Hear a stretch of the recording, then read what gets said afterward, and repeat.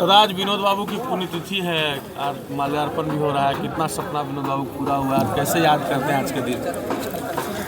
विनोद बाबू का पूरे झारखंड क्षेत्र में जो देन है, सिर्फ झारखंड अलग राज्य का आंदोलन ही नहीं, आंदोलन के दरमियान ही उन्होंने जो शिक्षा के क्षेत्र में जो काम किया वो आज सबसे बड़ा स्मारक के रूप में हम लोग देख रहे हैं। पूरे झारखंड में विनोद बाबू को विशेष करके शिक्षा में योगदान के लिए लोग याद कर रहे हैं।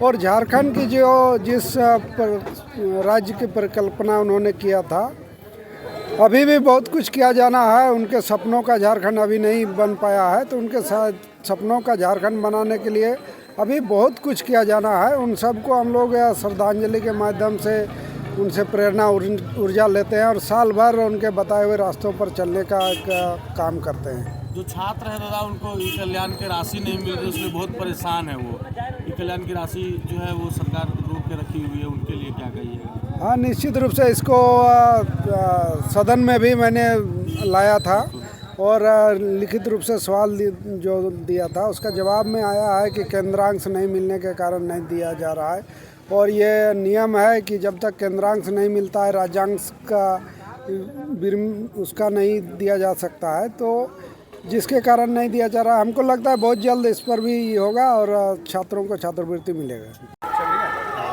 मैम बताइएगा, आज विनोद बाबू की पुण्यतिथि है और आपको परिवार से बलियापुर और सिंधी विधानसभा के नेतृत्व भी आप लोग किए थे, क्या कहिएगा आज के? आज उनकी 34वां पुण्यतिथि पर विनोद बाबू को कोटि कोटि नमन करते हैं।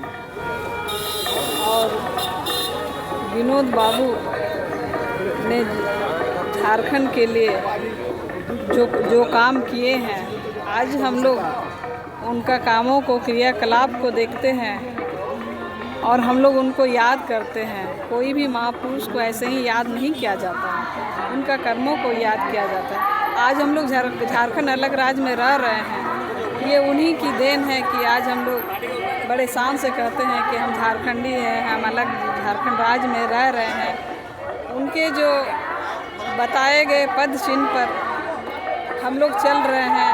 आज जिस स्थिति में हैं हम लोग खड़े हैं, तो उनका ही देन है और उन्हीं के दिशा निर्देश पर हम लोग चलते हैं। उन्होंने शिक्षा को आगे बढ़ाने के लिए हर सुदूर गाँव में स्कूल कॉलेज का खोलना और शिक्षित होना उनका एक नारा था, पढ़ो और लड़ो। तो शिक्षित हो करके अपने हक और अधिकार के लिए वो लड़ाई लड़ने के लिए प्रेरित करते हैं कि एक शिक्षित होकर और पढ़ लिख कर अपने हक का लड़ाई लड़े और आगे बढ़ें। आशा ही नहीं, पूर्ण विश्वास है कि इनके बताए गए पद चिन्हों पर चलने से ही झारखंड का पूर्ण रूप से विकास है।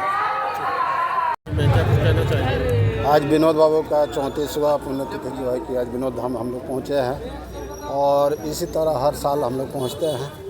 और इसलिए पहुँचते हैं कि विनोद बाबू झारखंड मुक्ति मोर्चा और झारखंड पर जो है कि शुरुआती जड़ जो है कि आज झारखंड के नाम से हम लोग जानते हैं, इसका गठन किए थे। इसका ही मुख्य जो है कि धार था और वही धार का माध्यम से जो है कि आज लोग झारखंड राज्य भी आज अलग हुआ, आज हम लोग को झारखंड मिला। इसलिए विनोद बाबू को हम लोग पूछते हैं। विनोद बाबू ने एक नारा दिया था, पढ़ो और लड़ो, कितना साकार हुआ है? देखिए, ये तो सच्चाई है कि बिना पढ़े बिना लड़े कुछ मिलने वाला नहीं है। पढ़ना लड़ना तो पड़ेगा ही, लेकिन युवाओं को मैं ये भी कहना चाहता हूँ कि पढ़ो और लड़ो तो सही है, लेकिन कुछ ऐसे जो है घुस बैठा हुआ है, उन लोगों के साथ थोड़ा बच करके लड़ो, सही लड़ाई लड़ो और आगे बढ़ो। आज के दौर पर युवा पीढ़ी को क्या कहना चाहेंगे? युवा पीढ़ी को यही कहना चाहेंगे कि पढ़ो, खूब मन लगा के पढ़ो और लड़ो भी, लेकिन जिस लड़ाई को लड़ते हैं उस लड़ाई को हम लोग छोड़ देते हैं। कुछ लालच के लिए उस लड़ाई को हम लोग छोड़ करके दूसरा राह पर चलते हैं। जिस लड़ाई के लिए हम लोग लड़ते हैं वो लड़ाई को हम लोग छोड़ देते हैं। इसमें ध्यान देना चाहिए युवा लोग कि जिसके लिए हम लोग लड़ाई लड़ते हैं वो लड़ाई सफल हो, कैसे सक्सेस होगा इसका मंथन करें। जब फिर इसकी कोई पद या कहीं पर कोई गरिमा हम लोग को मिल जाता है तो फिर उस लड़ाई को हम लोग भूल जाते हैं। इसमें युवा लोग याद रखें।